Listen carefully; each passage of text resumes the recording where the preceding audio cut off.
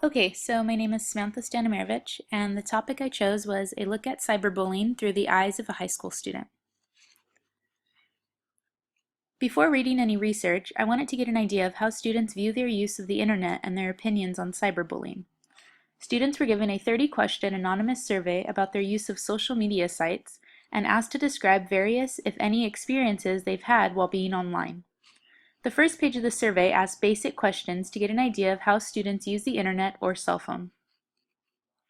Page 2 of the survey gets more in depth, asking students if they've ever been a part of cyberbullying, either as a bully, a bystander, or a victim. And page 3 of the survey asks students to describe what actions they would take in different scenarios. It also asks students who would they be likely to tell if they knew of a cyberbullying incident, and what are possible reasons they would hold off on telling those people. So questions 22, 23 are open-ended, and then 29 and 30 were also the open-ended questions.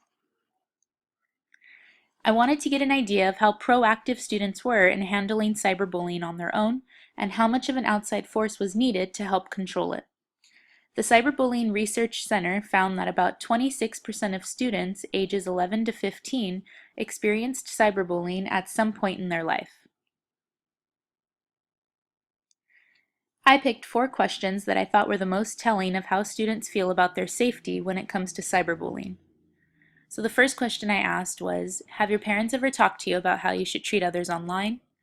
And in my community where I teach, I expected the majority of students to not have talked to their parents at all, but I was surprised that about 43% of students have talked to their parents, and about 57% of students said their parents have not taught them or talked to them about how to treat others online. The second question I asked was, had they ever been put down by someone online, and if so, how often? And I was really glad to hear that 82% of students said they've never been put down by someone online. Only 1 out of the 28 students I asked said that he had been put down 5 or more times. And then about 14% of students says yes, they've been put down by someone online about 1 to 4 times. The third question was, what's the likeliness to report cyberbullying to someone who can help? And 21% of students said that it was very likely they would report it.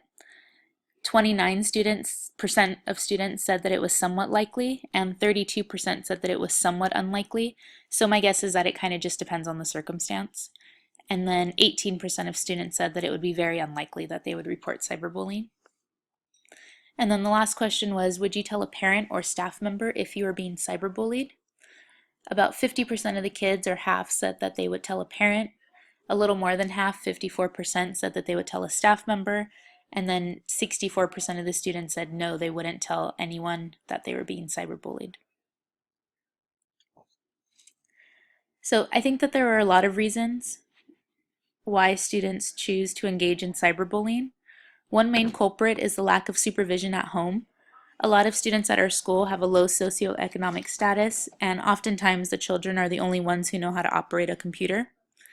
With the surge of cell phones on school campuses, students gained even more access to the cyber world, so it is very easy for them to be peer pressured into posting, forwarding, or even liking something that is derogatory. Last year, our school was hit with the burn book phenomenon. It was an app that allowed students to post or comment on posts anonymously. Teachers even became a topic of conversation on the app, and that is when the school got involved. There were announcements on the daily news encouraging students to stop posting, reading, or commenting on the Burn Book app.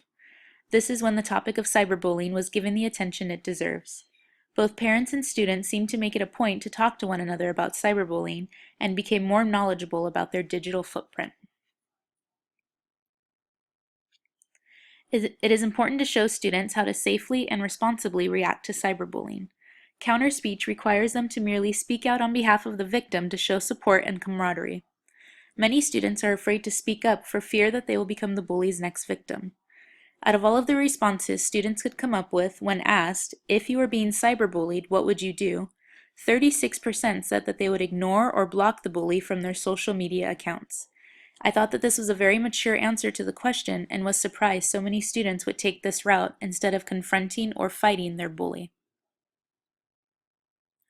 And lastly, these are the sources I used. I found this project to be very helpful and knowledgeable, and I hope that this is telling of or gives you a little bit more insight on how students at our school would or think of cyberbullying and would react to the case of a cyberbully.